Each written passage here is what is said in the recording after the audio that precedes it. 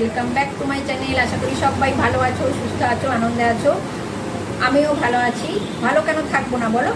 কি সুন্দর মেঘলা ওয়েদার। কালকে অল্প বৃষ্টি হয়েছে আমাদের এখানে, কোথাও কেমন বৃষ্টি হয়েছে কোথায় আমি জানি না, তবে আমাদের এখানে অল্প বৃষ্টি হয়েছে, তাতেই আমি খুশি। গরমটা অনেকখানি কমে গেছে। একটু বাইরে বেরিয়েছিলাম, আর এই যে বাইরে বেরিয়েছিলাম গেটের বাইরে থেকে এটা নিয়ে নিলাম। এটা কিন্তু ওপেন করার জন্য। আজকে কিন্তু আনবক্সিং আমার করা নেই, কেননা আমি একটু বেরিয়েছিলাম, পাড়ার দোকানে গেছিলাম। সেখানে ছেলেটা ফোন করলো, আমার কাছে টাকা ছিল, তো পে করে ডেলিভারি করে নিলাম। চলো তোমাদের সামনেই খুলে দেখাই কি জিনিস আছে। তবে আগে কিন্তু আমি তোমাদেরকে বলেছিলাম যে কী আছে, কী একটা অর্ডার আছে সেটা বলেছিলাম, আমার মনে আছে। আর একটা কথা হচ্ছে যে জেঠু মারা গেছিলেন বলেছিলাম, আজকে ওনার কাজ, দেখি দুপুরে যাবো 1টা-1:30 নাগাদ। ওই জন্য একটু তাড়াতাড়ি কাজকর্মগুলো করছি। চলো আনবক্সিং করে তোমাদেরকে দেখিয়ে দিই কে আছে ভিতরে। আমি তো জানি এটা আমার বর অর্ডার করেছিল আমার জন্য। চলো দেখিয়ে দিই, আগে পেড করে নিই। এই ফার্স্ট টাইম আমি আনবক্সিং, এই ফার্স্ট টাইমে আনবক্সিং করলাম। যদি আমি বাড়িতে থাকতাম তাহলে এটা হতো না, রাস্তার মধ্যে তো আর খুলতে পারছি না, ফলে এটাই সমস্যা। চলো দেখা যাক কী আছে।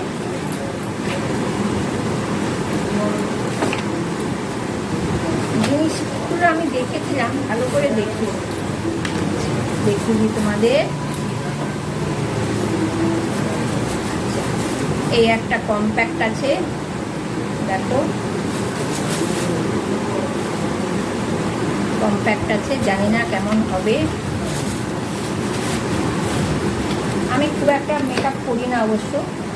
আর এটা হচ্ছে আইলাইনার আছে, একটা আইলাইনার আছে, কম্বো প্যাক, খুব জ্যাম চিপে 89-এ। ও অনলাইন পে করেনি, আমার কাছে টাকা দিয়ে গেছিলো। আজকে ডেট ছিল, ওই জন্য আমি টাকাটা নিয়ে বেরিয়েছি, কারণ এই টাইমে ছেলেটা আছে। এটা দুটো লিপস্টিক আছে, দেখো দুটো লিপস্টিক আছে, একটা মেরুন টাইপের শেডের, একটা রেড। ঠিক আছে, লাগাবো তো অবশ্যই। এই পর্যন্ত কথা হলো, ভালোই মেক করেছে। মনে হচ্ছে বৃষ্টি আসবে, জানি না বৃষ্টি হবে কিনা। কালকে রাত্রিটা খুব ভালো কাটিয়েছি, এসি ছাড়া কাটিয়েছি অনেক দিন পরে। মনটাই অনেক ফ্রেশ ফ্রেশ লাগছে। এখন বাজে 10টা বাজে। বড় অনেকক্ষণ আগেই বেরিয়ে গেছে। তা আগামীকালে তরকারি কেটে, সবজি টবজি কেটে স্নান ফান করি, ভাইকে খেতে দিই, ভাইকে ওষুধ দিয়ে যাই, দেখা করে আসি একটু ওদের সাথে। এই আমাদের পাশের পাড়াতে একটা বাড়ি ভাড়া করেছে, দেখা যাক যাই। চলো কখন আসবো কী হবে বলতে পারছি না। 11টা বেজে গেছে, ভাই স্নান করতে গেছে, আমি স্নান করব।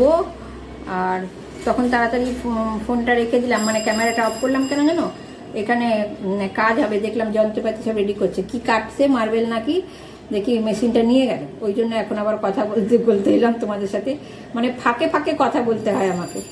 কথা বলতে এলাম, মালা আনলাম, মিষ্টি আনলাম দেবো বলে জেঠুর ফটোতে।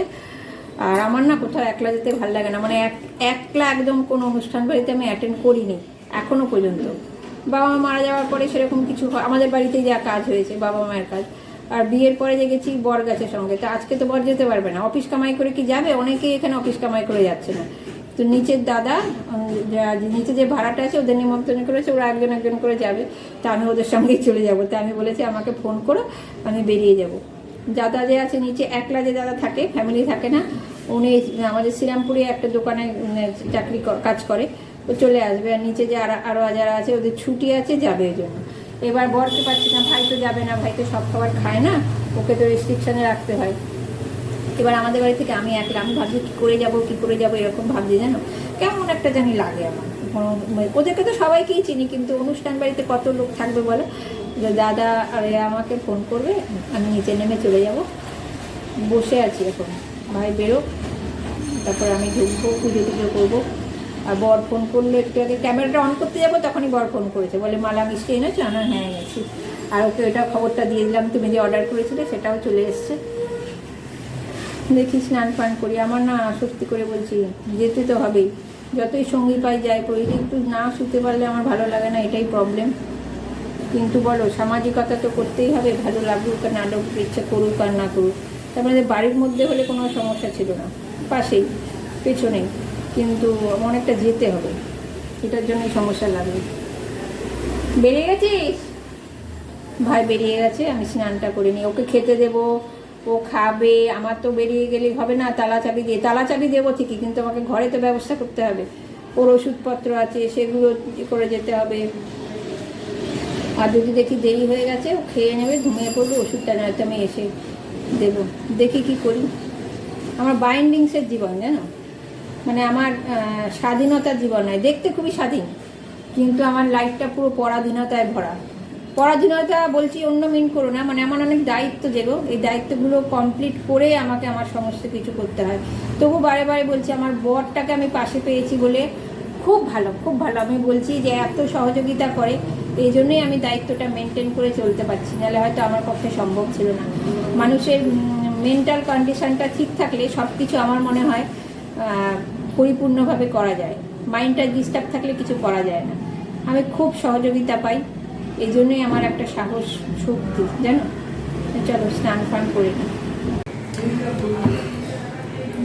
একদিনের ব্লগ আরেকদিনে শেষ করতে হচ্ছে, কেন তার কারণটা বলছি। কালকে এসছি, এসে এত টায়ার্ড লাগছিল, আস্তে আস্তে অনেক দেরি হয়ে গেছে। তখন কটা বাজে? 4:30 মতন বাজে। এলাম, কথাবার্তা তো হয়, এলে জানো এক জায়গায় গেলে তো দেরি হবেই। এলাম, তারপরে শুয়ে পড়েছি। আর আমার রুটিনের ব্রেক হলে না আমার পুরো শরীরই কেমন বরবাদ হয়ে যায়। সেই যে শুয়েছি, তারপরে ঘুমিয়েছি, মানে কালকে কিছুই করিনি, নিজে চাও খাইনি, ভাইকে একবার কোনো রকমে চা করে দিয়েছি। আমাদের কেন শরীরটা এরকম লাগছিল আমি বুঝতে পারলাম না, মানে এত টায়ার্ড লাগছিল। তারপরে ক্যামেরা অনই করতে ইচ্ছে করেনি, শুয়েই কাটিয়েছি। বর এসছে, বর নিজে চা করে খেয়েছে, রাত্রে রুটিও করিনি, ওরা তো ভাত খায়, আমি রাত্রে কিছুই খাইনি। মানে কীরকম যে লাগলো শরীরটা, জানি না কেন লাগলো, কী কারণে লাগলো।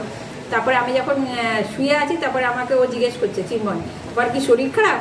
বললাম না গো, আমার না চোখ মেলে তাকাতে ইচ্ছে করছে না, এরকম লাগছে। সকালবেলা উঠেছি, তাও বেলা হয়ে গেছে, মানে লেট লতিক হয়ে গেছি।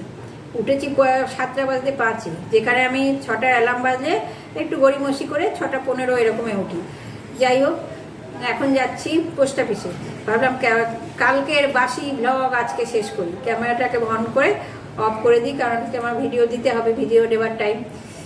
কি লেগে আছে, কত বড় একটা চুল মাথার থেকে আসছে, অফ করি, এই জন্য এলাম। মানে আর কি হয়েছে, আমি ক্যামেরা অন করে ভিডিও করতেই আমার সমস্যা হয়ে যাচ্ছে এখন। কেন যে আমি টাইম পাচ্ছি না বুঝতে পারছি না, মানে সবই হচ্ছে মানে নিজেরই নেগলিজেন্সি নাকি বুঝতে পারছি না। আসলে কোনো উন্নতি না দেখলে মানুষের নেগলিজেন্সি আসে আমার মনে হয়, আবার কেমন যেন লাগবে, বুঝতে পারছি না। যাই হোক, সময়ের অভাব হয়ে যাচ্ছে। তখন আমার ক্যামেরাটাকে অন করে ভিডিওটাকে এন্ড করি। মানে এখন আমার সময়টাই কাবাব মে হাড্ডি হয়ে গেছে, মানে মানে কোনো কিছুরই সময় করতে পারছি না, নাকি নিজেই লেজি হয়ে যাচ্ছি বুঝছি না। যাই হোক, ভিডিওটা এন্ড করার জন্যে আজকে দিনের বেলা ভিডিও শুরু করেছি, দিনের বেলায় ভিডিও এন্ড করছি আজকে। বাসি ব্লগ কী করবো বলো। ঠিক আছে, চলো রাখছি, পোস্ট অফিসে যাবো, ওইখানে আবার টাইম হয়ে যাচ্ছে যাবার, মানে 10টা প্রায় বাজে, 10টায় আমাকে পৌঁছতেই হবে। এবার ঘোরার মতন দৌড়ে দৌড়ে যাবো। তো চলো আজকের ভিডিওটা এখানেই এন্ড করছি, দেখা হবে একটা নেক্সট ভিডিওতে। দেখি পরিপূর্ণ স্বচ্ছভাবে ভিডিও করতে পারি নাকি। ততক্ষণ পর্যন্ত তোমরা সবাই ভালো থেকো, সুস্থ থেকো, আনন্দ থেকো। হ্যাঁ, দেখি আমার কাবাব মে হাড্ডি সময়ের থেকে সরে নাকি, দেখি। তো টাটা, বাই।